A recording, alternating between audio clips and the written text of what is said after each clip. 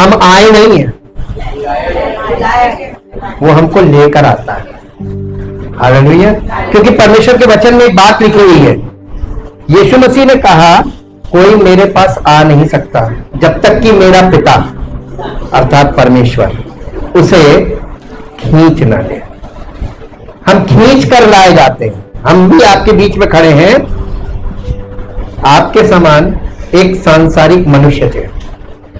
मेरी जिंदगी को परिवर्तित करने वाला ला इलाज बीमारी से मुझे स्वस्थ करके अपनी महिमा में खड़ा करने वाला परमेश्वर मुझे खींच कर ले आया।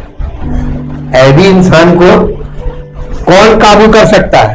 सिर्फ परमेश्वर कर सकता है और कोई नहीं कर सकता। आपको एक बात मालूम है, इंसान के अंदर एक फितरत होती है। फितरत का मतलब है स्वभाव, उसका नेचर। जैसे शेर का एक स्वभाव है। शेर को बकरी के साथ कितनी देर रखा जा सकता है? क्या करेगा? वो कहेगा कब तक मैं भूखा रहूंगा, मार खा, है ना जी। ये उसकी फितरत है, ये उसका स्वभाव है ना। मनुष्य का भी एक स्वभाव है, एक फितरत, एडमिक नेचर उसको बोलते हैं, आदम का स्वभाव। जब तक हम आदम में हैं, एडमिक नेचर में हैं, तब तक हम परमेश्वर से अलग हैं। अब समझ में आना चाहिए आपको, एक एडमिक नेचर व्यक्ति जो आदम के स्वभाव में है, उसकी फितरत बताएं आपको। ये फितरत वचन से हमको पता चलती है हमारे जीवन में। उसने खोद खोद के हमारे अंदर की भावनाओं को हमारे सामने प्रकट किया कि तू ये सोचता है, तू ऐसा सोचता है कि मैं ये करूंगा, ये हो जाएगा। हालेलुया। आप सबके पास कुछ ना कुछ जीवन में लक्ष्य होते हैं, जिम्मेदारियों के लक्ष्य होते हैं, सपने होते हैं, है ना, कल्पनाएं। ये आपकी कल्पनाएं, आपकी आशाएं आपके अंदर है कि नहीं है? कोई ऐसा व्यक्ति नहीं है जो इन चीजों से फ्री हो, है। Everybody has our dreams and visions, लेकिन आपके पूरे क्यों नहीं होते? Because we are in Adam. हम एडमिक नेचर में हैं। एडमिक नेचर की एक फितरत है, एक उसका स्वभाव है। सबसे पहली चीज आपको बताएंगे, स्वार्थी होता है। प्यार भी करता है, उसमें भी एक बहुत भयानक स्वार्थ छिपा होता है। वो किसी को प्यार कर रहा है, इसका मतलब कि वहां से लॉटरी निकलेगी इसीलिए प्यार कर रहा है। अगर उसको मालूम चल जाए यहां से हमें कुछ नहीं मिलना, प्यार करेगा? नहीं करेगा ना। कोई माता पिता अपने नाकाबिल बच्चे से, जो किसी काबिल नहीं है, वो माँ बाप के लिए कुछ नहीं कर सकता, क्या माता पिता ऐसे बच्चे से प्यार करेंगे? हम आपको पक्का बता रहे, नहीं करेंगे, भगा देंगे। और इसी का उल्टा कर लीजिए, क्या कोई बच्चे अपने माता पिता से अगर उनसे कुछ नहीं मिलना, उनसे प्यार करेंगे, उनकी सेवा करेंगे? नहीं करेंगे। यही तो फितरत है, यही स्वभाव है, एडमिक नेचर, कि हम बड़े चालबाज हैं स्वार्थ करने में। अपने स्वार्थ के लिए हम बहुत, यानी हम ऐसे हैं स्टेल्थली, हमने आपको बताया था ना, जो रडार की पकड़ में नहीं आता। हमारा एडमिक नेचर, हमारे अंदर वो भावनाएं छिपी होती हैं स्वार्थ की, जो धीमे धीमे अंदर से महीन कारीगर की तरह काम करती है। रिश्तों में जहर घोलना, रिश्तों को तोड़ना, उसमें सब स्वार्थ काम कर रहा होता है। ये स्वार्थी नेचर है जो लोगों को डिवाइड करता है ताकि अपना स्वार्थ पूरा करे। हालेलुया। लेकिन आपको बताएं, आप सच्चे परमेश्वर के वचन को अगर ध्यान से सुने और समझें, वो आपकी भावनाओं को आपके सामने खोल के रख रहा है। ये है तू अंदर से, एडमिक नेचर ये है आदम का स्वभाव तेरे अंदर। अब आप बताइए, आप कितना भी धार्मिक बन जाएं, दुनिया के लोग आपको धार्मिक मान लेंगे? वो नहीं मानेगा ना। बल्कि परमेश्वर अपने वचन के द्वारा आपकी झूठी धार्मिकता, आपकी स्वधार्मिकता को, यानी जिसे कहते हैं सेल्फ राइचसनेस, उसको आपके सामने रखेगा। ये देख, तू दिखावा कर रहा है, तू अंदर से एक नंबर का स्वार्थी, लालची और बड़े बोल बोलने वाला मनुष्य है। हालेलुया। ऐसे परमेश्वर के पास आने से पहले लोगों को बहुत प्रिपेयर होना चाहिए। वहां आपकी कोई दलील नहीं चलेगी, उसकी अदालत में कोई दलील नहीं चलेगी, उसके रीजंस है। खैर, आज मैं आपको, हम लोग मेटाफोर्स पे चल रहे हैं ना, रूपक है ना, रूपकों को बाइबल रूपकों में है, और बाइबल आपकी कल्पना को जाके टच करती है रूपक के द्वारा। आपकी कल्पना उस रूपक को नहीं खोलती, बल्कि आप उसके शब्दों को पढ़ते हैं और मिस इंटरप्रेट करते हैं। यही आपका एडमिक नेचर का एक धोखा है। आप बाइबल को पढ़ते शब्दों में पढ़ते हैं, हाँ के ना? आप उसको पढ़कर देख क्यों नहीं पा रहे? चिंता मत कीजिए, ये सीरीज अब खत्म होने वाली है। 57, 58, 59 करीब पहुंच गए, थोड़ा सा बचा है।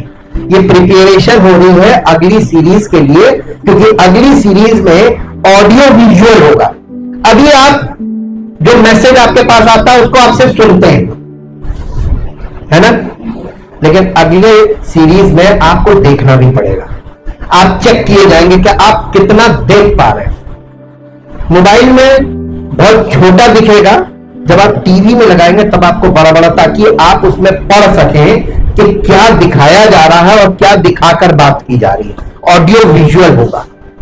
हालेलुया। क्योंकि अब आप सुनने की स्टेज आपकी कंप्लीट हो रही है इस सीरीज के साथ, और अगली स्टेज आ रही है देखकर सुनना और सुनकर देखना। ये एक्सरसाइज होगी। हालेलुया। बहुत इंटरेस्टिंग होगा अगर आप इंटरेस्ट लेंगे तो, वरना किसी के अंदर इंटरेस्ट नहीं है, भूख नहीं है, तो उसे जबरदस्ती लिखा, पर नीति वचन में लिखा है कि जिसे भूख नहीं होती उसके सामने बेस्ट से बेस्ट चीज रखिए, उसको कड़वी लगेगी। मीठी से मीठी चीज उसको कड़वी लगेगी, क्योंकि उसको जरूरत नहीं, इच्छा नहीं है। लेकिन जो भूखा होता है उसको कड़वी वस्तु भी मीठी जान पड़ती है, क्योंकि वो भूखा है। यही परमेश्वर आपको परखता है ऐसे कि आपके अंदर भूख कितनी है, आपका इंटरेस्ट कितना है, वही आपकी भूख है। परमेश्वर के वचन के प्रति आपका इंटरेस्ट अगर नहीं है तो आपको भूख नहीं है, और जिसे भूख नहीं है उसके लिए परमेश्वर कुछ नहीं करता। हालेलुया। आज हम परमेश्वर के वचन के 7 रूपक हैं।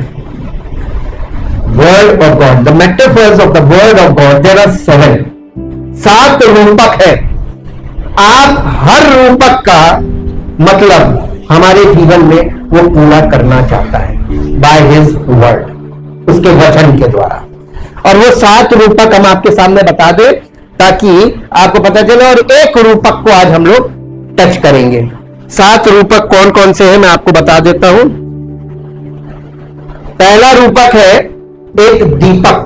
परमेश्वर का वचन, word of God is just like a lamp, एक दीपक के समान।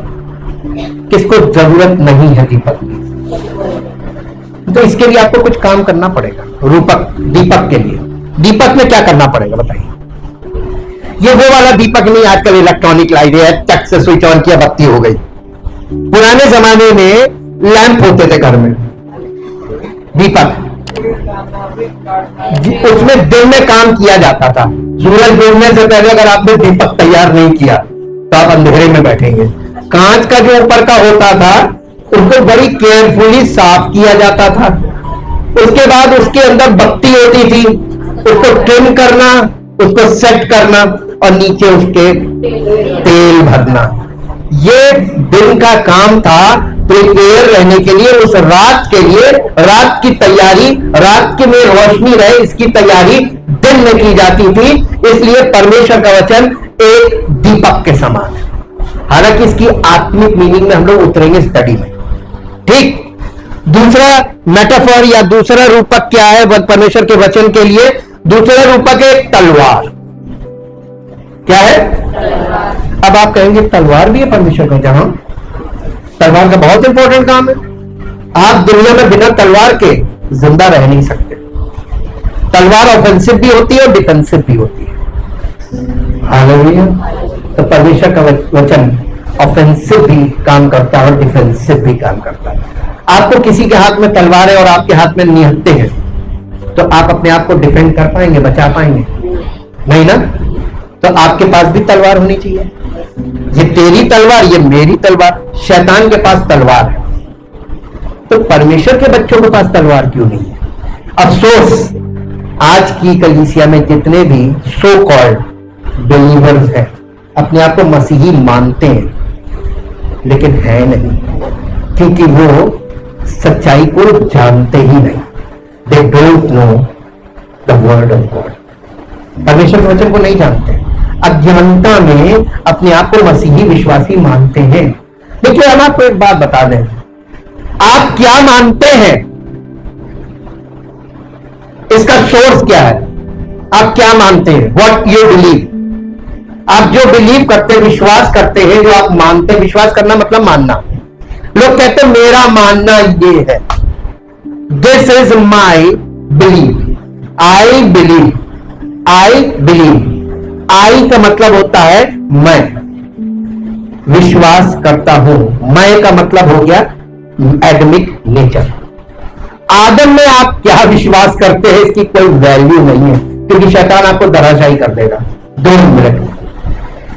लेकिन जब हम मसीह में होते हैं, हम कभी ये नहीं कहते हैं कि मेरा ये विश्वास है, हम कहते हैं मेरा भरोसा मेरे प्रभु पर है, मेरा भरोसा, माई फेथ, यहां बिलीव नहीं आता, my faith is on my Lord, my saviour Jesus Christ.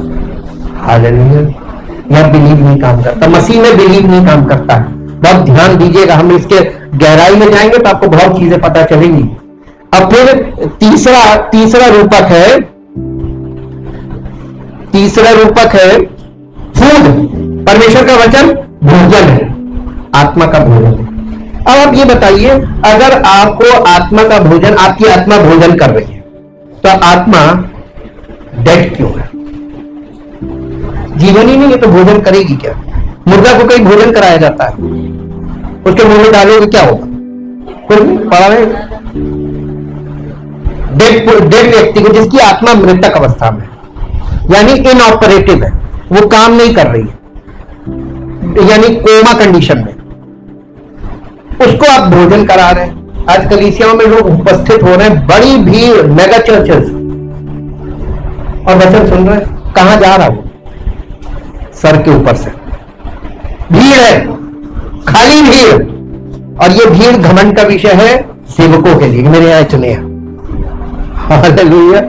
यीशु मसीह के पीछे भीड़ चलती थी, लेकिन उसने ये क्यों कहा, I will build my church? वो पीछे जो चढ़ रही थी, भीड़ जो चल रही थी, वो कौन थी? उसने कहा ना, ये सब स्वार्थी लोग हैं, ये मेरे पीछे अपने स्वार्थ से आ रहे हैं। तो यीशु मसीह के पीछे तो भीड़ आज से नहीं, प्राचीन काल से चल रही। लेकिन कलीसिया का मतलब है मेरे अपने लोग, मेरे परिवार में मेरे सगे भाई बहन। तभी तो उसने कहा था, जब उसके माता पिता कहने लगे, भीड़ के मारे अंदर नहीं जा पा रहे थे, खबर भेजी एक चेले के हाथ कि तेरे भाई और तेरी माँ तुझसे मिलना मांगते हैं। यीशु मसीह ने वहीं पब्लिकली खड़े होकर कहा, कौन है मेरी माँ, कौन है मेरे भाई? ये जो मेरा वचन सुनते हैं, ये है मेरे माँ मेरा भाई। वो लोग नहीं है। वो फिजिकल रिलेशन को देखिए डिनाई किया उसने। हालेलुया। तो फिजिकल रिलेशन कलीसिया में मान्य नहीं है। आज मालूम है, फिजिकल लोग फिजिकल रिलेशनशिप से आपस में मुलाकात करने के लिए चर्च जाते हैं। मैं आपको एक गहरी बात बता रहा हूं, वहां पे मुलाकात होगी। ऐसे तो एक दूसरे से मिलते नहीं, फोन पे बात करते हैं, चर्च जाते मिलने के लिए। आप परमेश्वर से मिलने कभी नहीं गए चर्च? आपने बैठकर परमेश्वर के वचन पे कभी ध्यान केंद्रित नहीं किया, मेरा पिता मुझसे क्या कहना चाह रहा? आप अपने रिश्तों में बिजी हैं। यह एडमिक नेचर है, यह आदम का स्वभाव है जो लोगों में है। फिर है, कितने हो गए? 1 2 3, अब चौथा है परमेश्वर का वचन जल। मैंने आपको बीच बीच में बताया है, पवित्र जल परमेश्वर का वचन है। अब बताइए, जल बिना जीवन, जल ही जीवन है। तो बिना जल के आप कितनी देर जिंदा रह सकते हैं? इन दिनों में, इस मौसम में, एक दिन की बात बताइए, आप पानी के बिना कितनी देर रह सकते हैं? आजकल तो लोग अपना पानी कैरी करके चलते हैं, है ना? फिर परमेश्वर का वचन एक बीज के समान है। बीज क्या चीज होती है? बीज के अंदर, एक छोटे से बीज में एक विशाल पेड़ मिनिएचर रूप में होता है, और उसमें हजारों फल होते हैं एक बीज में। बीज में एक ट्री छिपा होता है, और ट्री का मतलब लाइफ, ट्री का मतलब फ्रूट उसके अंदर होता है, और उसमें रूट भी होती है। रूट, फ्रूट एंड ट्री, ये सारी चीजें होती है एक सीड में। परमेश्वर का वचन एक बीज के समान है। 7 मेटाफोर्स इस्तेमाल किए गए हैं, जिन्हें हम कह सकते हैं 7 emblems of the word of God. परमेश्वर के वचन के 7 ट्रेडमार्क है। आज मैं आपको तलवार के बारे में, परमेश्वर का वचन एक तलवार है। तलवार का काम क्या होता है? ऑफेंसिव एंड डिफेंसिव, इतना ही आपको मालूम है। इसके अलावा आपको क्या मालूम है? आप प्राचीन काल में जाइए, देखिए अब कल्पना आपकी काम आएगी, इमेजिनेशन, वचन को सुनकर इमेजिन करना। आप और हम ऐसे युग में रह रहे हैं जहां तलवार की कोई मीनिंग नहीं, क्योंकि कोई यूज ही नहीं। आज बताइए, आज तलवार का क्या इस्तेमाल? शोपीस के अलावा कमरे में खरीद के टांग लीजिए, शादी के समय आप यहां पर टांग लीजिए, दूल्हे लोग टांगते हैं शोपीस। तलवार एक शोपीस बन गई है, और वो शोपीस को लोग बड़े घमंड के साथ तलवार धारण करें। तलवार का जब आप हिस्ट्री में जाके स्टडी करेंगे तो तलवार के कई साइजेस होते थे और कई रूप होते थे, लेकिन बाइबल में तलवार का मतलब मालूम क्या है? अ शार्प नाइफ, एक तेज शार्प नाइफ। आप जब ऑपरेशन टेबल पर जाते हैं तो वहां पर भी तलवार इस्तेमाल करते हैं, लेकिन उस तलवार का स्वरूप अलग होता है। वो केवल सर्जन लोग इस्तेमाल कर सकते हैं। हाँ, इतनी सी होती है, हाँ अलग अलग नंबर की होती है, और उसकी शार्पनेस इतनी होती है कि वह हल्के से यूं करते हैं और स्किन की सारी लेयर्स काटती जाती है। लेयर होती है स्किन में, ये खाल के अंदर बहुत लेयर्स होती है। एक एपरेटस होता है जिससे खाल फैलाई जाती है काम करने के लिए। अब वो एक छोटी सी नाइफ आपको जीवन देने का काम करती है जब वो सर्जन के हाथ में होती है ना? आपके अंदर से वो उस पार्ट को निकालती है जो मृत्यु उत्पन्न कर रहा है, ताकि आपको जीवन मिले। तो एक छोटा सा नाइफ आपको डॉक्टर के, सर्जन यानी एक्सपर्ट के हाथ में जब होता है तो वो जीवन देने का काम करता है। और वही नाइफ अगर एक गलत व्यक्ति के हाथ में पड़ जाए तो जीवन लेने का काम करता है। अब अपनी नसें काटते हैं, है ना, आत्महत्या करने के लिए, दूसरों के गले काटते हैं, है ना, बदला लेने के लिए। तो ये इस्तेमाल है नाइफ का। लेकिन परमेश्वर के वचन में, परमेश्वर के वचन को तलवार के रूप में, एक रूपक के रूप में क्यों रखा गया है? क्या आप कल्पना कर सकते हैं? नहीं, स्टडी के बिना आप नहीं कर पाएंगे, क्योंकि आपके अंदर एडमिक नेचर है, और आप आत्मिक बातों को जब तक आप सुने और समझे नहीं, तब तक आप उनके विषय में सोच नहीं सकते। हालेलुया। अब आप देखिए, मैं आपको परमेश्वर वचन में मेरे साथ एक पद निकालिए जो आपको मिलेगा इफिसियों की पत्री और उसका 6 अध्याय, उसका 7 पद। इफिसियों की पत्री 6 अध्याय, और उस सेवा को, नहीं, इफिसियों की पत्री चैप्टर 6 वर्स 17। हाँ, और उद्धार का टोप और आत्मा की तलवार। आत्मा की तलवार क्या है? अरे इसके साथ तो लोग बड़ा खिलवाड़ करते हैं, इसके साथ तो लोग बड़ा खिलवाड़ करते हैं। फिजिकल लोग इसके साथ वर्ष खेलते हैं, सवेरे सबको एक वर्ष, सब अपनी अपनी छांट के रखते हैं। आजकल तो वो ऐसा सिस्टम है कि वो खट से आपको मिल जाएगी ऑनलाइन, और एक कॉपी पेस्ट ये चल रहा है। अब खुद पढ़ भी लिए तो क्या समझे, और उसका आपके जीवन में कोई यूज नहीं, दूसरे को भेज दी, आयत खेल रहे। ये कहां से इंस्पिरेशन मिल रही? आज की कलीसियाएं यही कर रही। आज की कलीसियाओं में क्या प्रेरणा है? वर्सेस खेलो, वर्सेस, है ना? तुमको वो वर्ष भेजे, उसकी काट करने वाली दूसरी वर्ष भेजो। ये मालूम है क्या है? ये सैटेनिक वर्क है। आप कहेंगे है, ये सेकंड वर्क है। देखा, सबके ऊपर से निकल गई। क्या ये शैतान करवाता है वर्ष वर्ष खेलना? कोई नहीं बोल रहा, किसी को कंफर्मेशन नहीं, सब डर रहा है। अरे मैं आपको प्रमाण देता हूं बाइबल से। मत्ती रचित सुसमाचार उसका 4 अध्याय, मत्ती रचित सुसमाचार उसका 4 अध्याय पहले पद से पढ़िए। देखिए मैं आपको दिखाता हूं वर्ष वर्ष कौन खेलता है। तब उस समय आत्मा यानी परमेश्वर का आत्मा, पवित्र आत्मा यीशु को जंगल में ले गया ताकि इब्लीस से यानी शैतान से उसकी परीक्षा हो। वो 40 दिन और 40 रात निराहार रहा। अंत में उसे भूख लगी। तब परखने वाले ने पास आकर उससे कहा, यदि तू परमेश्वर का पुत्र है तो कह दे, परमेश्वर का पुत्र अगर है तो सिर्फ कह दे ये रोटी बन जाए, पत्थर जो है वो रोटी बन जाए। अरे शैतान कहां से बात कर रहा था? शैतान कहां से बात कर रहा था? The concept of Satan is always from word of God. परमेश्वर के वचन से ही वो बात करता है। कभी ये मत सोचिएगा कि आप शैतान को हरा देंगे बाइबल से। लोग मालूम है, जब मैं इनमेच्योर था मसीह में, तो हम दुष्ट आत्माओं के सामने बाइबल लेके खड़े हो जाते थे।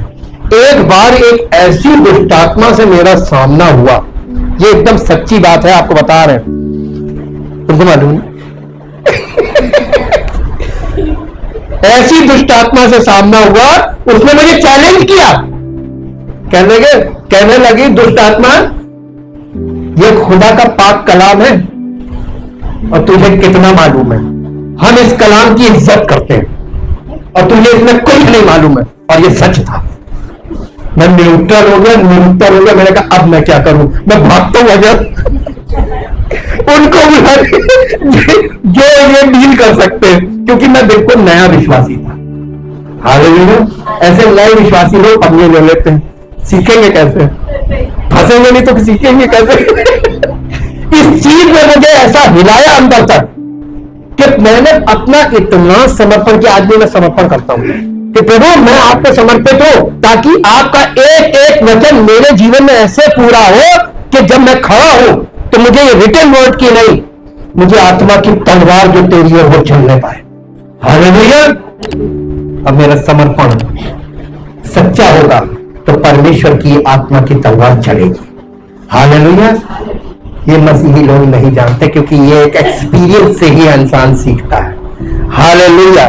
बाइबल को लेकर कभी दुष्टात्मा के सामने मत खड़े होइएगा। शिक्षा है, क्योंकि परमेश्वर के वचन में ही लिखा हुआ है कि एक मिनट यहां कुछ लगा के वहां मेरे साथ निकाल लीजिए। याकूब की पत्री 2 अध्याय उसका 19 पद पढ़ दीजिए। याकूब की पत्री 2 अध्याय उसका 19 पद।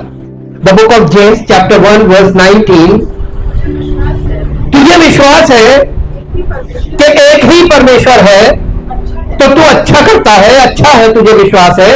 दुष्ट आत्माएं भी विश्वास करती और थरथराती है। अरे बाप रे, ये बात तो मुझे बाद में पता चली जब मैंने अनुभव प्राप्त कर लिया। ये लिखा है। हालेलुया। तो दुष्ट आत्माएं विश्वास करती और थरथराती है। मालूम क्यों? क्योंकि वो परमेश्वर को देखती भी है और जानती भी है। और आप वर्ष वर्ष खेलते हैं। आप शारीरिक मनुष्य हैं और आप मसीह में नहीं हैं। अगर मसीह में होते हैं तो दुष्ट आत्मा कभी आपसे जूझेगी नहीं।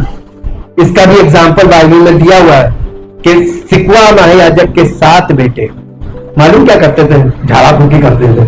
कैसे? जिस यीशु का पौलुस प्रचार करता है उसके नाम से तुझे हुक्म देते हैं कि निकल जा। उस दुष्ट आत्मा ने कहा, यीशु को जानती हो, पौलुस को पहचानती हो, तुम कौन है? और ऐसा लिखा है कि वहां उस दुष्ट आत्मा जिस मनुष्य में थी उसने उन पर प्रबल होकर उन्हें मारा, दौड़ा के कपड़े फाड़ दिए, उनको बेइज्जत कर दिया। कारण आत्मा की तलवार का गलत इस्तेमाल। हालेलुया। आत्मा के परमेश्वर के वचन का गलत इस्तेमाल करोगे, दुष्ट आत्माएं तुमको घेर लेंगे और मारेंगी। उसका कारण यह कि ये खिलवाड़ वाली चीज नहीं है। हालेलुया। अगर एक बात बताइए, थोड़ी देर के लिए इमेजिन कीजिए, आपके पास सबसे दुनिया का सबसे बेस्ट हथियार आपको मिल जाए, लेकिन आपको चलाना नहीं आता। और सामने दुश्मन करंट इशू से जुड़ी हुई चीज है, और आपके सामने दुश्मन जो है वो ट्रेंड खड़ा हो,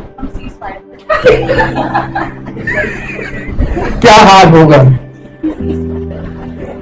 इस परमेश्वर के लिखित वचन का दुरुपयोग जितने लोग कर रहे हैं, आप देखते रहिए वो कैसे धराशायी करेगा, दुष्टात्माएं कर देंगी, वो परमेश्वर काम नहीं। तो यानी मेरी गलत आइडेंटिटी में, यानी गलत व्यक्ति यीशु मसीह का नाम ले, गलत व्यक्ति दुष्टात्माओं को निकाले, गलत व्यक्ति मसीह की सेवकाई में खड़ा हो झूठा सेवक बन के, वो कितने दिन टिकेगा। मेरी इतनी उम्र में मैंने कितनों को यूं और यूं जाते देखा। हालेलुया। मेरे अंदर वो वाली इस इच्छा कभी नहीं रही कि मैं लोगों के बीच में जाकर सुपर हीरो बनूं। मेरी तो इच्छा है कि मेरा प्रभु मेरा हीरो है, मैं उसका गधा हूं, मेरी सवारी करो। हालेलुया। अपने आप को शून्य करिए। जब आपको शून्य होंगे तब प्रभु की महिमा आपके द्वारा लोग देखने पाएंगे। आपका जीवन उसकी महिमा में तभी प्रकट होगा जब आप शून्य करेंगे अपने आप को। जब आप तोप बनेंगे तो दुष्टात्माएं आपको पटक पटक के मारेंगे और कहेंगे कि तोप मत बनो। यीशु को जानती हो और उसके सच्चे सेवकों को पहचानती हो, तुम कौन हो। पौलुस वाला इंसिडेंट हमेशा दिमाग में रखिएगा, पंगे नहीं लेना। आपको किसी भी तरीके का जो आधुनिक हथियार है उसके लिए ट्रेनिंग लेनी पड़ती है ना। हाँ? क्या लेंगे? नहीं तो आप चला नहीं पाएंगे, और चला नहीं पाएंगे तो आप पिट जाएंगे, कहेंगे प्रभु ये कहां फंसा दिया, और तो पिट गए। जैसे ही आप मसीह पर विश्वास करते हैं, you are in the spiritual battle field. जैसे ही एक बॉर्न अगेन होता है मसीह में, जैसे ही कोई बॉर्न अगेन होता है, शत्रु उसको मारने के लिए उसके पीछे पड़ जाता है। ये बाइबल की गवाही है। और तब तक पीछा करता है जब तक उसको मार नहीं लेता। तभी तो लिखा हुआ है सचेत रहो क्योंकि शैतान गरजने वाले सिंह के नाई इस ताड़ में रहता है कि किसको फाड़ करे। अब आप ये बताइए, जैसे आप यीशु मसीह का अंगीकार करते हैं तो आप खतरे में आ जाते हैं ना, युद्ध जोन में आ जाते हैं ना। अब आप ये बताइए, युद्ध जोन में या अब सीख लीजिए, युद्ध काल में सीख लीजिए, हमारे जितने भी फ्रंट एरियाज हैं, जो बॉर्डर के पास के गांव होते हैं, उन गांव में छोटे छोटे बच्चों को ये कला सिखाई जाती है कि क्या करना है। जैसे ही सायरन बजे तो आपको क्या करना है, स्कूलों में बच्चों को सिखाया जा रहा है। अब पूरे हिंदुस्तान में ये प्रिपरेशन चल रही है कि आपको उस समय कैसे डिफेंड करना है, क्योंकि सेना तो उधर लड़ाई में बिजी होगी, आपको बचाएगा कौन है? आपको सेल्फ डिफेंस सीखना पड़ेगा कि नहीं। तो मसीही जीवन में सेल्फ डिफेंस मस्ट है, ये बहुत जरूरी है। अब आप वापस आ जाइए वहां पे मुद्दे पर। वो 40 दिन 40 रात निराहार रहा, अंत में उसे भूख लगी और परखने वाले ने आकर, शैतान ने आकर उससे कहा, कह दे कि पत्थर से रोटी बन जाए। वो यीशु मसीह के को बुलवाना चाह रहा था। क्या बुलवाना चाह रहा था? वो अपनी इच्छा उसके मुंह से कहलवाना चाह रहा था। भूखा है ना, तो इससे कहे कि अगर तू परमेश्वर का पुत्र है, पत्थर से कह दे रोटी बन जाए। अब आप एक बात बताइए, यीशु मसीह ने जब 7 अध्याय में ये शिक्षा दी, 7 अध्याय में, मत्ती 7 अध्याय में ये शिक्षा दे रहा था, तो कहने लगा तुम में ऐसा कौन सा पिता है जबकि उसका बेटा उससे रोटी मांगे और उसको पत्थर दे। देखिए कंपैरिजन रोटी और पत्थर का। यीशु मसीह को भूख लगी थी, उसे क्या चाहिए थी, और शैतान उसको क्या कह रहा था? पत्थर, कि पत्थर को रोटी बना लो। यानी कल्पना करो कि ये पत्थर जो है रोटी है, तुम तो परमेश्वर के पुत्र हो, ये पत्थर खा लो। इस कल्पना के साथ कि तुम रोटी खा रहे हो। शैतान क्या करता है? आपको कल्पना में डालता है ना। जब शैतान ने स्त्री से बात करी थी तो उसने उसके अंदर एक कल्पना डाली कि तुम तो परमेश्वर के तुल्य हो जाओगे, ये वाला फल खाओ। और उसके समझाने के बाद जब उसने फल को देखा, उसका नजरिया बदल गया। उसने कहा अरे बहुत बढ़िया, मन भाव खाने में चाहने योग्य, बुद्धि देने के लिए बढ़िया, खा लिया। क्या किया था उसने? उसके नजरिए को बदल दिया था। तो परमेश्वर के वचन के प्रति शैतान आपके नजरिए को बदल देगा, आप पथ भ्रष्ट हो जाएंगे। आप मसीह में धोखा खाएंगे, आप सोचेंगे आप मसीह में, लेकिन आप ब्रेक लाइन पर दौड़ रहे हैं, आगे जाके लाइफ पर ब्रेक लग जाएगा मौत के। यही तो खेल है, लोग इससे खिलवाड़ कर रहे हैं, लेकिन ये खिलवाड़ वाली चीज है नहीं है, क्योंकि ये स्पिरिचुअल है और लोग फिजिकल है। अब आप वहां पे पढ़िए आगे क्या हुआ। वर्चुअल खेल रहा था शैतान, आगे पढ़िए। यीशु ने उत्तर दिया, लिखा है मनुष्य केवल रोटी ही से नहीं परंतु हर एक उस वचन से परमेश्वर के मुख से निकलता है। देखिए, शैतान उसको लोगोस दे रहा था और यीशु मसीह उसको रेमा में जवाब दे रहा था। अब हमने आपको एक कठिन बात बोल दी जो आपके ऊपर से निकल गई। Written word is called logos and spoken word is called rhema. वो रिटन वर्ड से बात कर रहा था शैतान, और यीशु मसीह लोगोस में बात कर रहा था। आप कौन से मसीह हैं? लोगोस वाले के रेमा वाले? सब फंस गए। यही मॉक टेस्टिंग होती है। अभी आप लोगोस में फंसे हैं, तभी तो हम ऑडियो विजुअल शुरू करेंगे ताकि आप रेमा पे आ जाएं। हालेलुया। आप अभी भी लोगोस में हैं। लोगोस का मतलब रिटर्न वर्ड। आते आते आज क्यों खेल रहे हैं? Pass on pass on pass on pass on pass on pass on pass on pass on. जिस चीज ने आपकी जिंदगी में कोई परिवर्तन नहीं किया, उसको दूसरों को क्यों भेज रहे हैं? हालेलुया। नहीं समझ में आया? देखिए, शैतान यीशु मसीह के साथ क्या खेल रहा है? आयत आयत खेल रहा है कि नहीं खेल रहा है? यही आज विश्वासी लोग कलीसियाओं में खेल रहे हैं एक दूसरे के साथ। दे आयत दे आयत दे आयत दे आयत। हमने कभी नहीं किया, शुरू में किया था, पवित्र आत्मा ने झिझोड़ा, वचन में ले जाके दिखाया और कहा करेक्ट, क्योंकि मिरर भी है ना। तो परमेश्वर का वचन वो मिरर है जहां पे दिखाया जो तुम्हारे जीवन में नहीं है, जो तुम्हारे जीवन में लागू नहीं हुआ, वो किसी आदमी को मत पढ़ा। आगे पढ़िए। जीवित रहेगा। जो कुछ परमेश्वर के मुख से, जो वचन परमेश्वर के मुख से निकलता, उनके द्वारा जीवित रहेगा। तब इब्लीस उसे पवित्र नगर में ले गया। उस हार नहीं मानता शैतान, आखिर तक उसके पास बहुत है तरीके। तब इब्लीस उसे पवित्र नगर में ले गया और मंदिर के कंगूरे पर खड़ा किया, और उससे कहा यदि तू परमेश्वर, अगर तू परमेश्वर का पुत्र है तो अपने आप को नीचे गिरा दे। अब देखिए फिर वो आयत पे आ गया, क्योंकि लोगोस पे आया, क्योंकि लिखा है वो तेरे विषय में अपने स्वर्गदूतों को आज्ञा देगा और वो तुझे हाथों हाथ उठा लेंगे। कहीं ऐसा ना हो कि तेरे पांव में पत्थर से ठेस लगे। यीशु ने उससे कहा, एक मिनट बताइए, ये लिखा कहाँ है?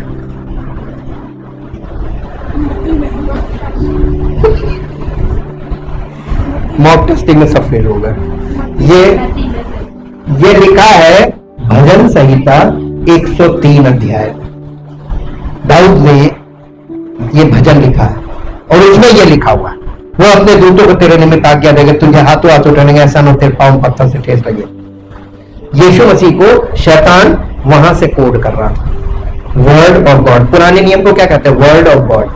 वहां से ये उसके एक वायदे को उसको कोड करके कह रहा था, कि चैलेंज कर रहा था कि अपने आप को नीचे गिरा दो। देखिए, संसार का आत्मा मसीही लोगों को चैलेंज करता है, या इसको ऐसे समझ लीजिए, जब आपके अंदर जो एडमिक नेचर है, यानी आदम वाली जो आत्मा है, वो चैलेंज में कूद पड़ने वाली है।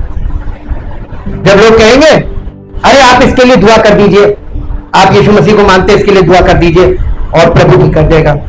आपके लिए चैलेंज है। क्या प्रभु ने आपको किसी के लिए दुआ करने के लिए रखा कि जाओ चमत्कार करो, तुम दुआ करोगे और चमत्कार हो जाएगा? अरे लोग आपको हाथों हाथ उठा लेंगे, आपकी पूजा शुरू हो जाएगी। हालेलुया। कुछ नहीं समझ, सब सन्नाटक हो, क्योंकि एक शारीरिक मनुष्य शारीरिक बुद्धि से अपनी स्वार्थ की प्रार्थना करेगा, है ना? क्या शारीरिक मनुष्य की प्रार्थना सुनता है? वो पूरी दुनिया कर रही है, नहीं सुनेगा, क्योंकि पाप पापियों की वो नहीं सुनता। वचन हमको बता देगा तुम ये काम मत करना, तुम ये काम मत करना कि तुम चैलेंज में फंस जाना। जी आगे बढ़िए। यहां शैतान उसको चैलेंज कर रहा है, अगर तुम खुदा का बेटा अपने आप को गिरा दे, क्योंकि वचन में लिखा है कि परमेश्वर पिता तुझे हाथों हाथ उठा लेगा, फरिश्तों को आज्ञा देगा, वो तुझे गिरने से पहले बचा लेंगे। चैलेंज कर रहा था, शो ऑफ, एक प्रमाण दो कि तुम परमेश्वर के पुत्र हो। जी यीशु ने उससे कहा ये भी लिखा, देखिए वचन के बाद तो बाइबल में दो प्रकार की बातें आपको मिलेंगी। शैतान काट करता है बाइबल से, और एक शारीरिक जो विश्वासी होता है वो बाइबल में उलझ जाता है। ये भी लिखा है, क्या लिखा है? यीशु मसीह क्या कहा? ये भी लिखा है, तू प्रभु अपने परमेश्वर की परीक्षा ना कर। यानी तुम अपने आप को महान दिखाने के लिए उसको क्यों परख रहे हो? हीरो बनने के लिए यही कर रहे हैं ना लोग। भक्ति की शक्ति यही तो है कि ये मेरी भक्ति, ये तेरी भक्ति, ये मेरी दुआ, ये तेरी दुआ, ये मेरी कलीसिया, ये तेरी कलीसिया, ये मेरी शिक्षा, ये तेरी शिक्षा। ये क्या हो रहा है? ये शैतान ने एक ऐसा आपस में सबको भिड़ा रखा है, अब कोई मसीह में नहीं है। मालूम कैसे पता चलता? आप शादी करने जाइए, डिनोमिनेशन आपकी दीवारें बन जाएगी। मेरा चर्च ही है, तुम्हारा चर्च ही है, मेरी शिक्षा ये, तेरी शिक्षा ये। परमेश्वर ने आदम और हवा बनाए थे और दोनों को पति पत्नी बनाकर एक परिवार की स्थापना की थी। ये डिनोमिनेशन कहां से आ गया? ये सब शैतान के खेल है। वो ये बाइबल का दुरुपयोग करवाता है, आपस में डिवीजन करो। हालेलुया। और ये आपकी मानसिकता के आधार पे आप डिवाइड हो जाते हैं। जहां से आपको सूट करता है वहां के मेंबर बन जाते हैं। आप कहते हैं हम तो यहां के मेंबर, सूट करता है। मालूम क्या सूट करता है? आप उस कलीसिया के मेंबर होना पसंद करते हैं जहां से आपको लाभ ज्यादा मिले और करना कुछ ना पड़े। हाँ के ना? स्वार्थी है ये मनुष्य की धार्मिकता, एडमिक नेचर है। ये बहुत चालाक होता है। सॉफ्टवेयर लिखा है इंग्लिश में, सॉफ्टवेयर। सॉफ्टवेयर का मतलब किसी को पता ना चले और मेरा काम चलता रहे, कोई मुझे जाने ना। हालेलुया। स्टेल्थली इसी को बोला गया है। जी आगे। फिर इब्लीस उससे एक बहुत ऊंचे पहाड़ पर ले गया, और सारे जगत का राज्य वैभव दिखाकर उससे कहा यदि तू गिरकर मुझे प्रणाम कर। अगर अब देखिए, शैतान ने देखा कोई मामला चल नहीं पा रहा है, वचन से भी मैं इसको मार रहा हूं तो नहीं हो रहा। अंत में उसने अपने आप को रिवील किया कि अगर तू मेरी वर्शिप करे, बाउ डाउन एंड वर्शिप, अगर तू मेरी आराधना करे तो मैं ये राज्य वैभव जो तुझे देख रहा ना संसार का, मैं तुझे संसार का राजा बना दूंगा। एक मसीही विश्वासी कहां पे जाके ऑल आउट सरेंडर करता? इसी जगह पे। देखिए जितने भी लोग रिलीजियसली आपको दिखाई दे रहे हैं, ये सब राजनीति से जुड़ जाते हैं, क्योंकि इनके पास वोट बैंक पहले बनाते। ढेर सारे जो इनके पास लोग हैं ये दिखाते हैं हमारे पास इतना वोट बैंक है, अब हमें राजनीति में टिकट दे दो। हालेलुया। जितने लोग आपको इस प्रयास में दिख रहे हैं राजनीति की तरफ भागते हुए, रिलीजियस होंगे वो। कोई भी समुदाय, हर समुदाय में, सब जगह। जी तब यीशु ने उससे कहा हे शैतान दूर हो जा, क्योंकि लिखा है तू प्रभु अपने। देखिए प्रभु यीशु मसीह परमेश्वर के वचन का राइट इंटरप्रिटेशन यूज कर रहा था, और शैतान परमेश्वर के वचन का रॉन्ग इंटरप्रिटेशन यूज कर रहा था। वर्ष खेल रहे थे। हालेलुया। आज मसीही लोग क्या कर रहे हैं?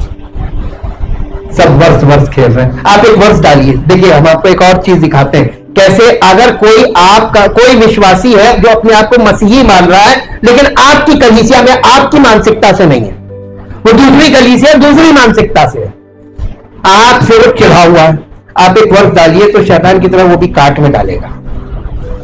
ये एक ऐसी अदृश्य लड़ाई है, आपको कभी नहीं समझ में आई थी, लेकिन आज इसकी आंखें खुल गई हैं।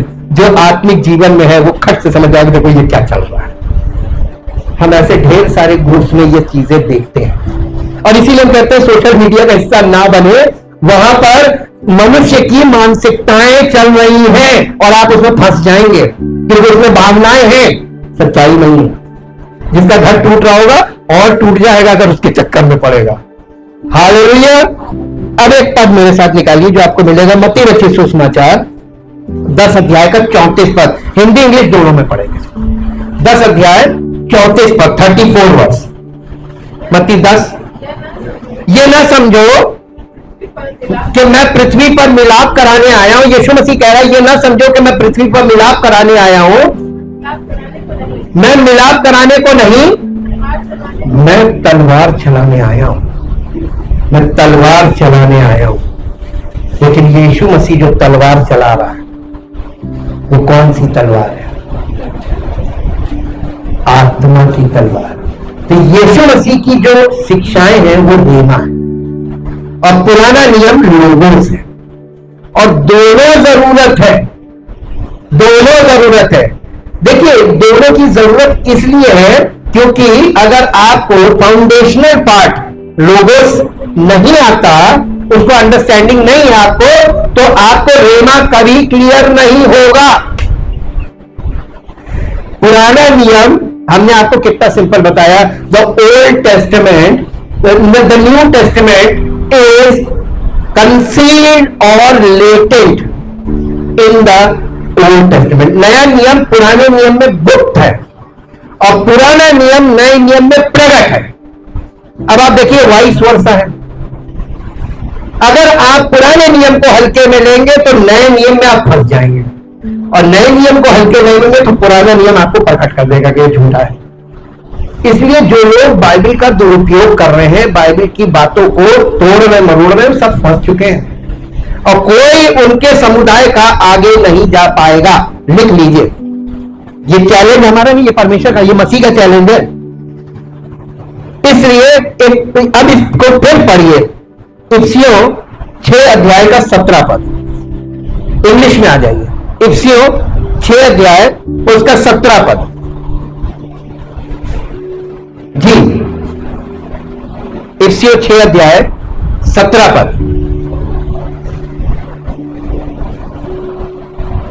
क्या? And take the helmet And take the helmet of salvation and the sword and a sword that the Spirit wields, that the Spirit wields, which is the word of which is the word of God.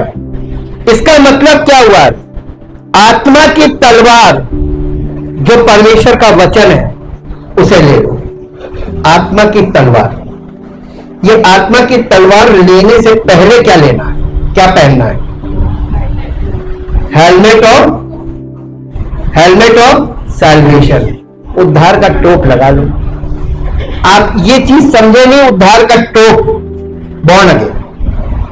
अगर born again नहीं हो और तुमने ये आत्मा की तलवार ले ली, पहली चीज ये आत्मा की नहीं होगी क्योंकि शारीरिक मनुष्य लेगा तो ये शरीर में है ना, तो इसके शब्दों का इस्तेमाल करेगा। और बाइबल बताती है, पौलुस ने बताया कि शब्द मारता है और आत्मा खिलाता है।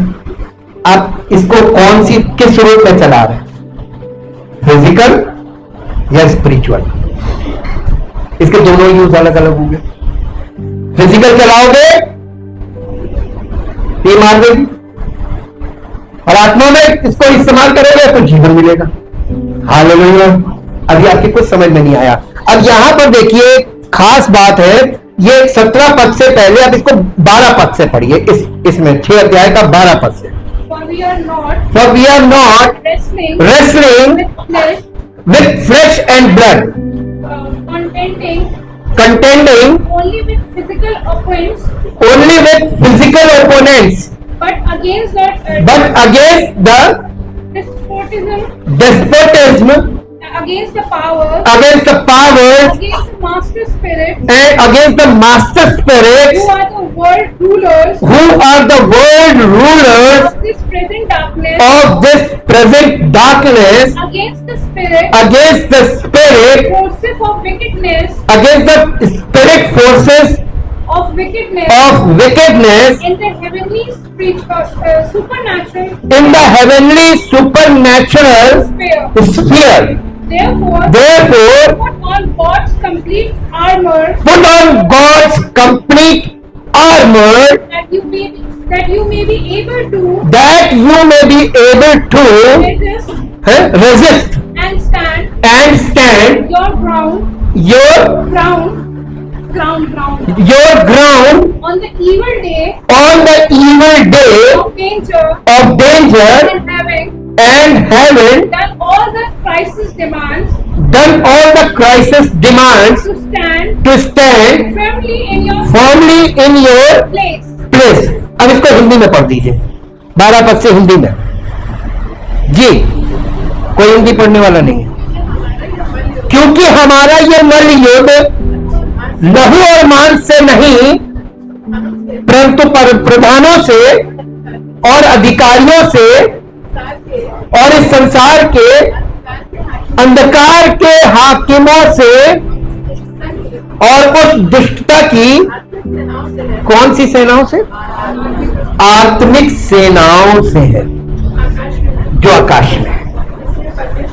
इसलिए परमेश्वर के सारे हथियार बांध लो कि तुम बुरे दिन में सामना कर सको और सब कुछ पूरा करके स्थिर रह सको। सो सत्य से अपनी कमर कसकर और धार्मिकता की झिलम पहनकर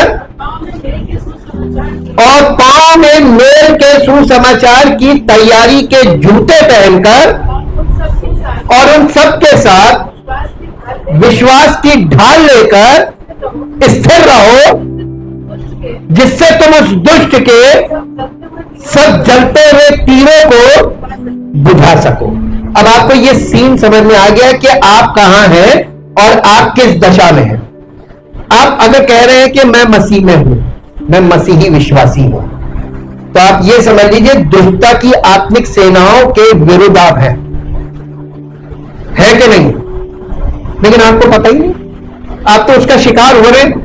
यहां पे आपके ऊपर क्यों अटैक हो रहा है? वो आपके ऊपर जो वार कर रहा है, देखिए सोशल मीडिया से ये आत्मिक सेनाएं काम कर रही हैं, आप कभी नहीं समझ पाएंगे। ये सेना है पूरी छूटी हुई, the people of the world, ये स्पिरिट ऑफ द वर्ल्ड काम कर रहा है और वो आपको ऐसी ऐसी बातें भावना से भरी ऐसी ऐसी चीजें आप उसको लाइक करते और आप फंस जाते हैं। लाइक माइंडेड है इसलिए तो लाइक कर रहे हैं।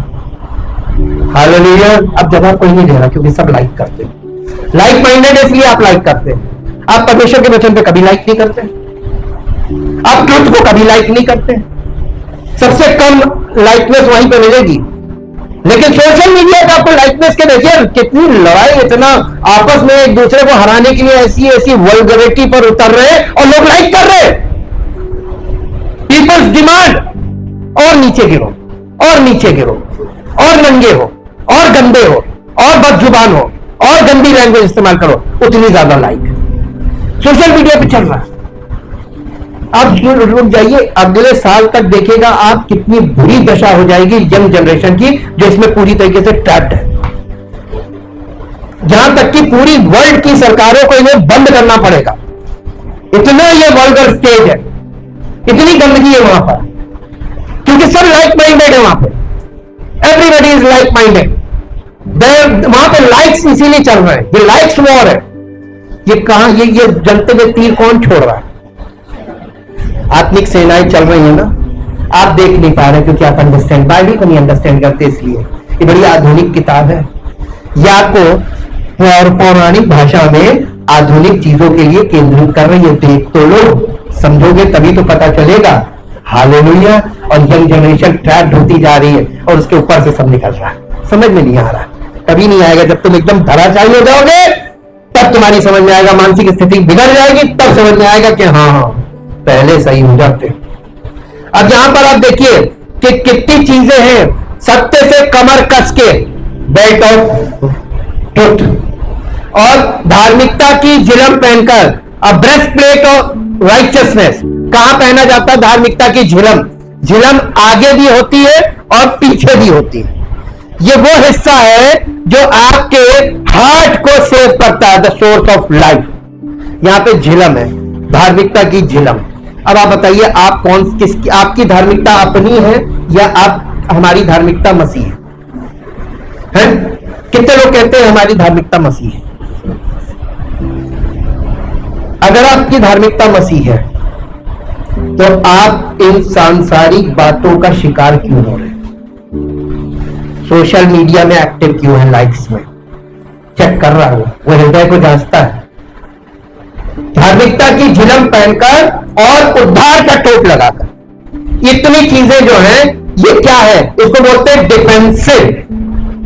अगर मान लीजिए हमारी सेना सामने की सेना को वो ललकार रही है और हम बिना डिफेंसिव किए, यानी बिना अपने को सुरक्षा प्रदान किए सामने जाके कूद कर उनके सामने जाके दर दर दर दर दर चलाने लगे, तो जो आप कर रहे हैं वही तो वो भी करेगा ना।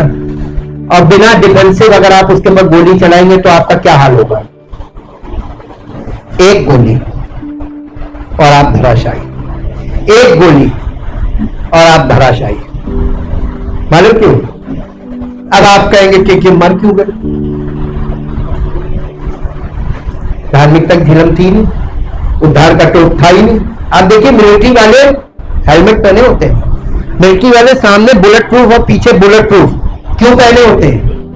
वही ब्रेस्ट प्लेट है आगे पीछे से, और वो जूते उनके स्पेशल जूते होते हैं यहां तक, बूट्स, ये सब क्यों पहने होते हैं? ये सुरक्षा कवच है। और आप बिना सुरक्षा कवच के हथियार चला रहे, ये कोई अनट्रेंड ही कर सकता है ना?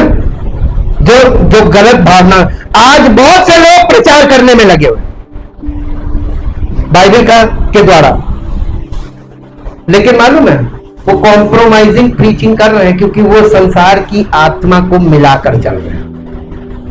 हालेलुया। इसलिए लोग कलीसिया में कंफर्टेबल है। अभी बढ़ रही, बढ़नी चाहिए, घटनी चाहिए, घटे और बढ़े, घटे और बढ़े, घटे और बढ़े, क्योंकि जो मसीह के नहीं है वो भाग जाएंगे, वो वहां कंफर्टेबल नहीं होंगे। केवल वही कंफर्टेबल होंगे जो मसीह को प्यार करते हैं, जो बॉर्न अगेन है। यहां पर आपने ये देखा कि ढाल और तलवार, ये बताइए ये ऑफेंसिव है कि डिफेंसिव? ढाल और तलवार आपके युग का नहीं ना, इसलिए आपको मालूम नहीं। हमने आपको बताया ना, तलवार ऑफेंसिव भी होती है और डिफेंसिव भी होती है, वैसे ही ढाल भी है। ढाल ऑफेंसिव भी होती है और डिफेंसिव भी होती है। ऑफेंसिव का ये है कि सामने वाले ने जब वो चलाया तो आपने तलवार चलाई तो सामने ढाल करी ना अपने आप को बचाने के लिए, ढाल के पीछे, तो आपने ढाल ने आपको बचाया, तो ढाल ऑफेंसिव भी काम कर रही है, बचाने का, यानी लड़ रही है उस तलवार को रोकने का, और उसको रोक भी रही है, तो डिफेंसिव ऑफेंसिव है। और ऐसे ही तलवार, आपने इधर डिफेंस किया और इधर ऑफेंस किया। प्राचीन युद्ध कला जो थी वो यही थी, ढाल और तलवार, ये दोनों ऑफेंसिव डिफेंसिव इंस्ट्रूमेंट्स हैं। लेकिन इसके लिए तलवार को, ये ढाल क्या चीज है? काहे की ढाल लेकर है? देखो किसी को नहीं मालूम, आए रे हैं? नहीं, ढाल काहे की है ना? देखो, हाय रे, सर दीवार में मार ले। इतने बेसुध लोग होंगे हमें कभी नहीं मालूम। अरे तलवार की नहीं पूछ रहे, ढाल की पूछ रहे। ढाल विश्वास की ढाल, हद है। इतने बेसुध लोग आज के युग में, परमेश्वरी अनुग्रह करे भैया। चिल्लाते रहो सारी जिंदगी। नूह ने 120 साल प्रचार किया था, कोई प्रतिफल नहीं हुआ, तो उसका कारण यही था कि सुनने वाले यहां सुनते थे, यहां से निकालते थे, कुछ नहीं। सेम जनरेशन, यीशु मसीह ने बिल्कुल सही कहा, जैसा नूह के जन्म में होता वैसे ही मनुष्य का पुत्र होगा। बिल्कुल सेम जनरेशन है, सेम जनरेशन, कोई कॉन्सेंट्रेशन नहीं। आत्मा की तलवार पूछ ही नहीं रहे, हम तो ढाल पूछ रहे। तो आपकी विश्वास में इतना दम है, ढाल बन जाए, क्या तलवार चला सके? ढाल, ढाल आपका विश्वास। जब तक परमेश्वर के वचन पर आधारित विश्वास नहीं होगा, ढाल का काम नहीं करेगा, आपको बचाने का काम नहीं करेगा। शत्रु के पास क्या हथियार है बताइए? शत्रु के पास क्या हथियार है, वहीं पे लिखा है जलते हुए तीर। जलते हुए तीर आपने देखे नहीं? अभी लेटेस्ट करंट रात के समय हो रही थी, अंधेरे में वहां से लाइट आ रही थी, जलते हुए तीर आ रहे थे। आजकल स्वॉर्म ड्रोन्स का जमाना है। जिस समय बाइबल लिखी गई थी, बाइबल देखिए आधुनिक युग 21वीं सदी की बात कर रही थी। जलते हुए तीर, ये जलते हुए तीर जो है दूर से, देखिए दुश्मन के पास जो हथियार है वो घुसकर नहीं चलाएगा, वो दूर से। अब आप देखिए आपके घर में, आपके परिवार में, आपके रिश्तों में मोबाइल के द्वारा एक जलता हुआ तीर आता है, एक विचार, और आपके रिश्तों में आग लगा देता है। बस आप आपस में लड़ने लगे, हमें उसने ये बताया, हमने उसने ये बताया, अरे तुमको उसने तीर चलाया, तुम्हारे परिवार में आग लग गई। दुश्मन क्या करता है? दूर से एक तीर चलाता है, बस एक तीर काफी, आपस में लड़के खुद ही मर जाएंगे। हालेलुया। आज रिश्ते क्यों टूट रहे हैं? मोबाइल से जलते हुए उल्टे तीर आ रहे हैं, और चट से, अरे देखिए इतने शक्की होते, इतने शक्की, किसी ने मजाक में भी कुछ बोल दिया तो वो जलता हुआ तीर अंदर तक चलता है और तार से फिर मिसाइलें चालू हो जाती, तो वापस में लट्ठम लट्ठा हो जाती है। हालेलुया। शैतान सफा हो गया। कैसे विश्वासी हो? किस पर विश्वास करते हैं? खुद पर, अपनी खुद की धार्मिकता पर, या परमेश्वर के पुत्र यीशु मसीह पर? बोलिएगा नहीं,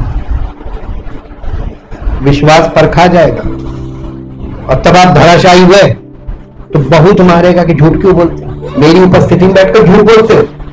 जी क्या हुआ? दुश्मन दूर से आजकल वार करता है आपकी टेरिटरी में। स्वॉर्म ड्रोन का मतलब होता है सैकड़ों ड्रोन एक साथ भेजना, पेलोड लेकर आते, पेलोड का मतलब बारूद, और वो उनकी एक खासियत होती है। आपको सच बताएं, अंधेरा क्यों किया जाता है? ड्रोन को जरा सी भी लाइट दिख गई, आपके मान लीजिए हाथ में मोबाइल और मोबाइल की लाइट जल रही, आपके ऊपर अटैक हो जाएगा। वो लाइट पे अटैक करता है, लाइट पर अटैक करता है, जरा सी लाइट दिखेगी पाट उड़ा देगा। इसीलिए डार्क किया जाता है। हालेलुया। परमेश्वर का बहुत धन्यवाद कीजिए, वचन आपको आज के वॉरफेयर को सिखा देगा। इतना एडवांस है ये परमेश्वर के वचन को कभी। अब हम आपको 2 मिनट में ये दिखाना मांगते हैं, उत्पत्ति की पुस्तक, उसका पहला अध्याय। आत्मा की तलवार देखिए यहां पर कैसे काम कर रही है। पहला अध्याय उसके 6 पद से पढ़िए। देखिए पहले, सबसे पहले पढ़िए पहले पद से। आदि में परमेश्वर ने आकाश और पृथ्वी की सृष्टि की। पृथ्वी बेडौल और सुनसान थी, और गहरे जल के ऊपर अंधियारा था, तथा परमेश्वर का आत्मा जल के ऊपर मंडराता था। जब परमेश्वर ने कहा कि उजियाला हो, देखिए the power of the word of God, spoken word है ये, रेमा। जैसे ही परमेश्वर ने कहा उजियाला हो गया। उधर उजियाला था, इंग्लिश में पढ़ेंगे तो लिखा है और उजियाला था, पास्ट टेंस हो गया। इतनी जल्दी हो गया, कैसे हुआ? वचन।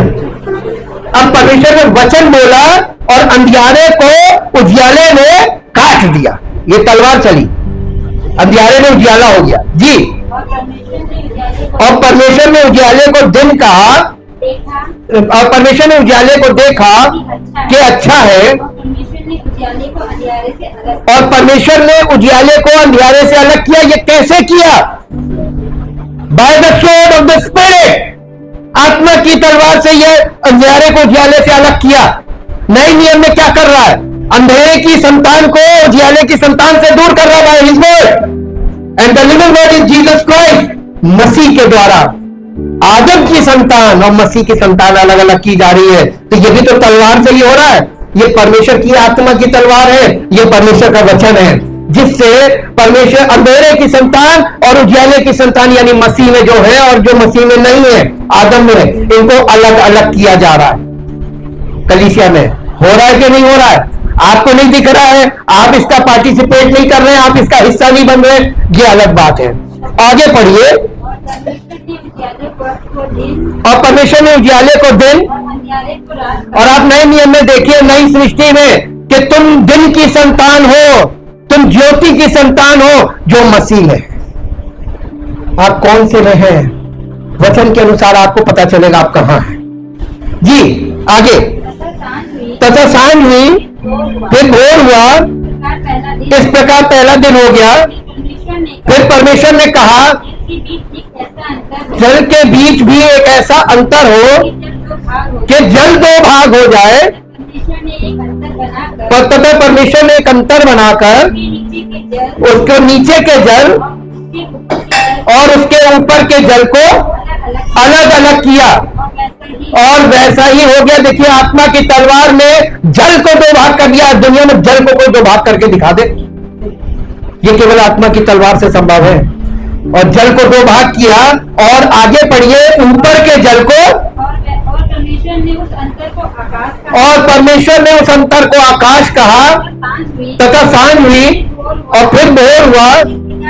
इस प्रकार दूसरा दिन हो गया। परमेश्वर ने देखिए परमेश्वर आज अपने बच्चों को जो मसीह में है उनको ऊपर के जल में परिवर्तित कर रहा है। जल का मतलब जीवन, वो जीवन जो स्वर्गीय जीवन है और वो जीवन जो पृथ्वी का जीवन है।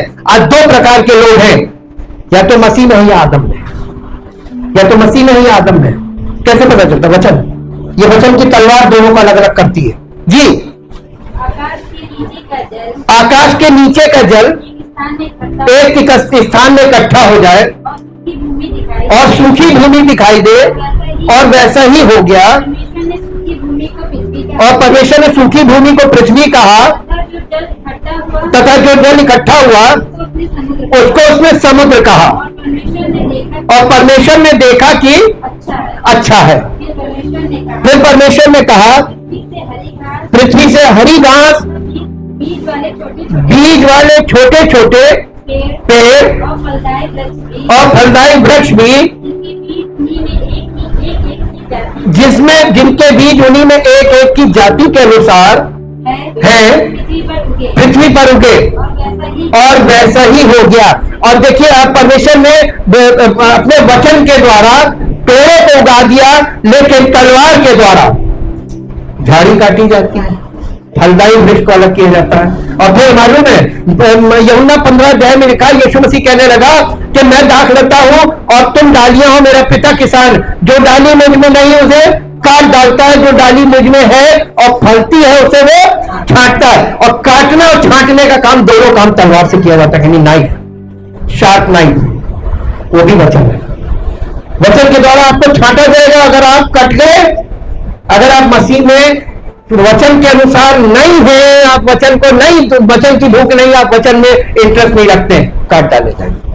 और जो वचन में इंटरेस्ट लेगा उसे छांटा जाएगा। छांटने का मतलब होता है करेक्ट करना, गलत अर्थ को लेना, गलत अंडरस्टैंडिंग में जाने से उसको रोकना, छांटना। और ये दोनों काम शार्प नाइफ से होते हैं। लास्ट में एक वर्ष निकालिए जो आपको मिलेगा, इब्रानियों की पत्री 4 अध्याय 12 पद। इब्रानियों की पत्री 4 अध्याय उसका 12 पद। जी इब्रानियों 4 अध्याय 12 पद।